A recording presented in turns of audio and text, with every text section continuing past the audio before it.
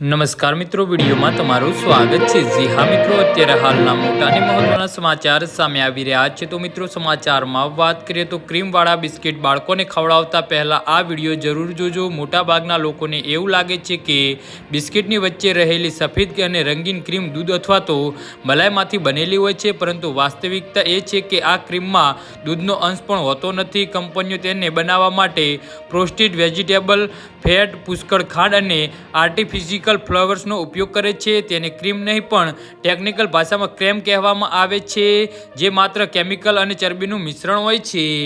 જી હા મિત્રો, સાચી મલાઈ દૂધમાંથી મળે છે, જે સ્વાસ્થ્ય માટે સારી છે, પરંતુ તે મોંઘી હોય છે અને ખૂબ જ જલ્દી બગડી જાય છે। બિસ્કિટને લાંબા સમય સુધી દુકાનમાં સાચવી રાખવા માટે કંપનીઓ સસ્તા વનસ્પતિ તેલ, પ્રેઝર્વેટિવ્સનો ઉપયોગ કરે છે।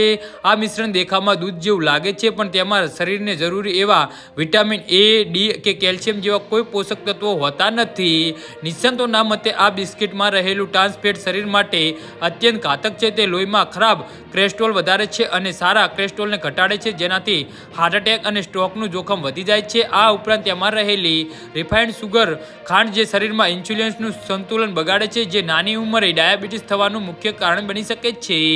જી હા મિત્રો, તો આના વિશે તમારું શું કહેવું છે તો નીચે અમારી કમેન્ટ બોક્સમાં જરૂરથી જણાવજો અને અમારી યુટ્યુબ ચેનલને સબસ્ક્રાઈબ કરવાની ભૂલતા નહીં। ધન્યવાદ।